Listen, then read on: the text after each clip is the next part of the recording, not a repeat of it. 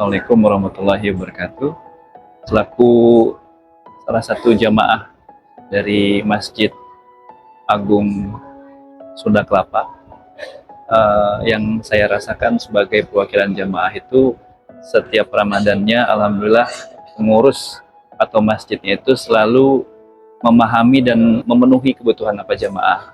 Contohnya di sini setiap sholat tarawih itu imamnya dari luar, kebersihannya, lalu juga di sini tarawihnya terdiri dari 8 rakaat, witirnya itu nanti dilaksanakan setelah qiyamul lail, dan selalu di sini disediakan berbuka puasa bagi para musafir atau bagi masyarakat yang membutuhkan. Nggak lengkap kalau nggak sholat tarawih di Sunda Kelapa. Alhamdulillah kami setiap tahun rutin sholat tarawih ya, khususnya di Masjid Agung Sunda Kelapa.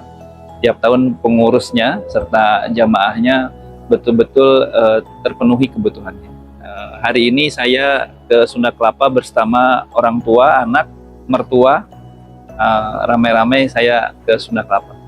Alhamdulillah Masjid Agung Sunda Kelapa ini mampu membuat tarawih seperti berada di dua kota suci ya, di dua kota suci Makkah atau Madinah. Jadi imam-imamnya, suasananya itu benar-benar mengingatkan kita terhadap dua kota suci tersebut. Kami memang punya kebiasaan selalu mengelilingi masjid-masjid di DKI Jakarta, tapi yang paling berkesan menurut kami sekeluarga itu di Masjid Agung Sunda Kelapa.